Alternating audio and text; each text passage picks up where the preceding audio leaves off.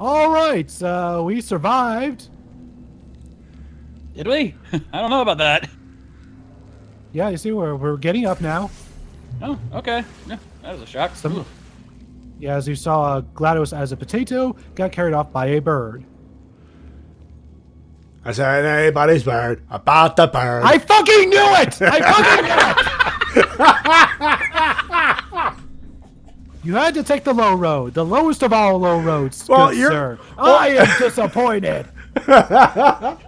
Well, not my fucking fault. I hang out every fucking Friday with the lowest of low over there. I was about to say, yeah, pot calling the fucking kettle black. Sir. Yeah. Wait, would you call me? I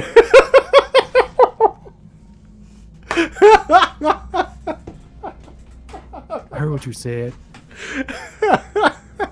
Nonetheless, here we are in the underground, and this is a lot of people's least favorite part of the game because it becomes, in some of these areas, less about the test chambers themselves and more about just finding that one area you can cling a portal to. Yeah, it does get kind of monotonous after a little while. This one is the weak sauce part of the program, but oh god, it gets better from here. Yeah, and in this part, we're going to be introduced to everyone's favorite voiceover part of the game, at least. J. Jonah Jameson.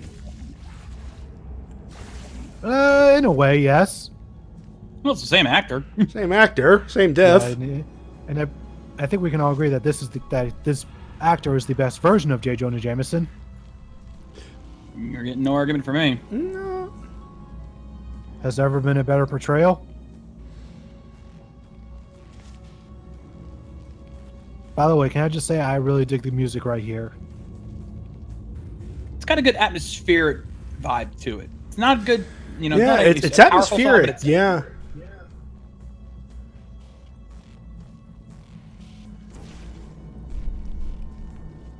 Also, I believe that's the docks where a certain ship is hiding out at. Mm-hmm. Yeah, I can't remember the name of it. Neither can I, but But if you do, go ahead. if you do find a life preserver, it gives you an achievement. Yeah. Well, it's a Half-Life 2 reference. That's why. Because it's brought up in they bring it up in Half-Life 2. I think it might have been episode 2, but it might be episode 1. I'm not sure. I know it's one of those two. Possibly two, because I've played Half-Life 2 and Episode 1. Don't quite remember them mentioning a boat in those. Yeah, I think it was episode 2 then, but I know they reference it in that, which, makes sense because that was released at the same time as the original Portal, part of the Orange Box. Remember when Valve made games? Those are good times. Good times. All right. It's been quite a while since I complained about the lack of Valve video games. But you could, for those playing the game, playing the home game, that's a check off the bingo card. Now it's time for a speed puzzle. You have to be precise and quick. Well, just quick when you think about it. And precise. Not necessarily. Who's the host around here? I am. Oh, so you recorded and edited all this footage?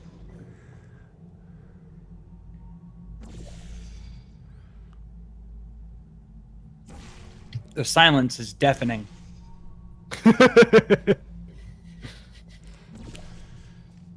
All right, here we go. Gotta be fast. Gotta go fast. Gotta go fast. And there we go. And precise. There we go. Eat it, Matty. Oh, this episode here is volatile. I think it's the fact that I played Left 4 Dead 2 earlier today, and that was hard as fuck.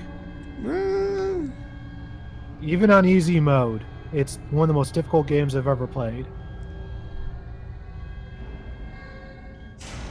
And now we have this big, huge opening for, as you can see, it's a tiny little door.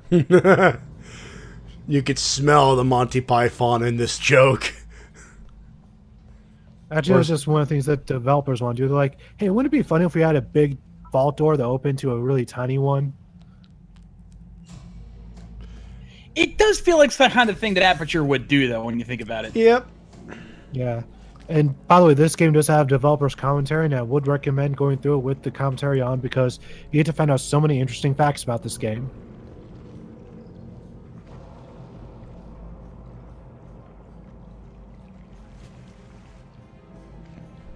By the way, considering how far underground we are, you have to imagine just how long it would take to get down here from the surface.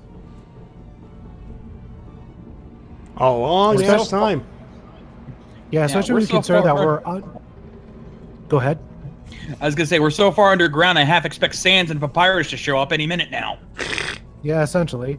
Because you have to remember that we're not just underground, we're underground an underground facility.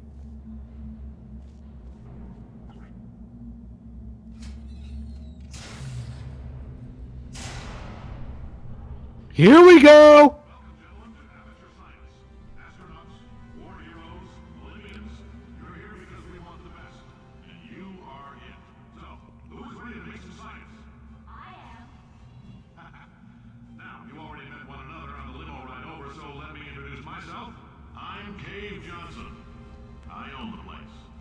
Eager voice you heard is the lovely Carolyn, my assistant. Rest assured, she has transferred your honorarium to the charitable organization of your choice. Isn't that right, Carolyn? Yes, sir, Mr. Johnson. She's the backbone of this facility. Free as a postcard, too. Sorry, fellas. She's married. To science. Yeah, we just had to let that speak on its own for the first run, for that first part there, because Of course. God damn it. This guy steals the damn game. Yeah, he does, and yeah, we're going to unfortunately have to talk over a lot of the other parts, but just, whew, this is Cave Johnson voiceovers are just some of the best in my opinion. And it's just a shame that he's only a part of this one part, just this underground section. However, it is this underground section where you get to learn a lot about this facility and its backgrounds. Yeah, this is probably the smart way to do a lore dump. You know, you're not pausing the gameplay to learn all this stuff. It's a lot as you're playing the game, but there's so much you learn about this that it just makes everything that much better. Also, there's a young Cave Johnson right there. And we got a newspaper right here. As you can see, this place used to be a salt mine. Kind of looks like one for sure. I've got some good news and some bad news. Bad news is we're postponing those tests indefinitely. Good news is we've got a much better test for you. Fighting an army of mantis men. Pick up a rifle and follow the yellow line. Fucking comedy, man. I know. Just What makes it work is just how nonchalant he is about it, It's you know? so good. yeah, It's like, so oh, yeah. dry in this first part. It's amazing. Also, you show the portrait of Cave Johnson in his early years. Yes, I did. Yeah, but- And you get to see portraits of him throughout the many years of his life. Yeah, but just seeing, you know, seeing him, like, the way he delivers that line, just so, no big deal. We got this covered, you know. It's a small change of plans, you know. Small change of kind plans. delivery. By the way, I do like how that area that you're supposed to shoot the portal at in the distance actually has a light shined on it, so you know where to shoot it. Subtle, but it works. By the way, if you go over there, there's some bonus logs you can listen to. I don't show it off here because, you know, we don't exactly have the time for that. And I kind of want to keep a good pace going. I don't just want to pause. So if you're playing the game yourself, I would highly recommend go listening to those because they're absolutely hilarious. They are. Whee! Soaring through the air. That was one of the good... one of the positives about these areas is just the large amount of area you can cover by soaring through the air.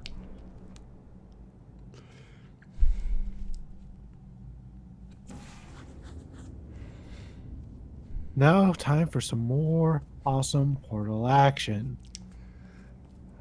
As soon as I find my way around.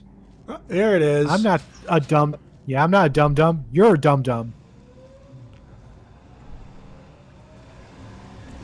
And there's the repulsion gel. Yeah, we'll be using that in an upcoming episode, I think. Or, no, we still have time left. We might be seeing it in this video. Not here. At Aperture, we do all our science from scratch. Now you got to wonder how there's the material, the dematerialization field there. The Emancipation Grill? Yeah. Yeah, the Emancipation Grill. Ooh, that's blinding. Started. This first test involves something the lab boys call repulsion gel. You're in the control group, by the way. You get the gel. Last poor son of a gun got blue paint. All joking aside, that did happen. Broke every bone in his legs. Tragic, but informative. Or so I'm told. Just oh my Yeah, God, we're just going to listen to that all day. Yeah, this is basically one of the reasons why I love replaying the game. It's just the different voices they have for the announce. Just like in the beginning of the game, we got sort of like this sort of nonchalant robotic voice almost, and in this one, then after that we got for a little bit we got sort of Wheatley, I guess. Not sure if it counts. And then we got GLaDOS, who is of course GLaDOS. Yep. She's as same as snarky as ever. And now we have Cave Johnson, who is just nonchalantly just babbling about just the most randomest shit that you can't even begin to go, just what the fuck are you saying? It's amazing. That I should not have mentioned the control group. They're telling me I ought to stop making these pre-recorded messages. That gave me an idea. Make more pre-recorded messages. I pay the bills here. I can talk about the control group all damn day. Yeah. And then you get the early signs of what might have happened to Aperture Science, how a company with this much going for it could get fucked up so bad. Because the man running it is absolutely bonkers and has nobody controlling him and nobody telling him, no one able to actually control him and stop him from making crazy decisions. Nanoparticles in the gel. In layman's terms, that's a billion little gizmos that are going to travel into your bloodstream and pump experimental genes and RNA molecules and so forth into your tumors. Now, maybe you don't have any tumors. Well, don't worry. If you sat on a folding chair in the lobby and weren't wearing lead underpants, we took care of that too. Yeah, they gave these people tumors just for the sake of They science. gave him cancer. Also, this is a great George Carlin joke about Cave Johnson. He's not stupid. He's not full of shit. He's fucking nuts. Anyways, for this test chamber, we're going to need to get that cube over there and put it on this button. Very simple. We're just going to have to use portals to do it. And watch me. I'm actually kind of proud of how I get this cube. Kind of proud of how I'm able to just to pull this off, looking a little bit badass, just a little bit. Oh. Very nice. Looks kind of badass. Very nice. Because badasses don't have to look where they walk in order to go where they need to. Badasses don't they look just at do. explosions. And now I'm reminded of a side quest in Borderlands 2 where one of the optional parts of the optional side quest is to not look at the explosion. Good idea. I didn't screw up, you screwed up. I don't know what you're talking about. Sure. Boing, boing, boing, boing, boing. By the way, this room always reminds me of a part in one of the co-op areas where you have to use repulsion gel, and I think it's near the end of the original set of missions in the co-op, and oh boy, it can be frustrating, let me tell you.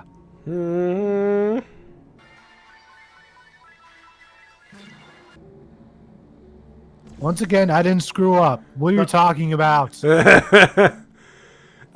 Tita, but you screwed up. You screwed up. Whee!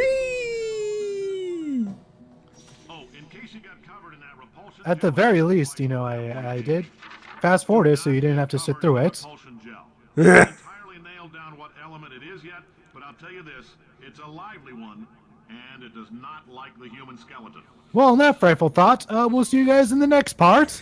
Bye-bye. Laters! Oh, God, Cave Johnson.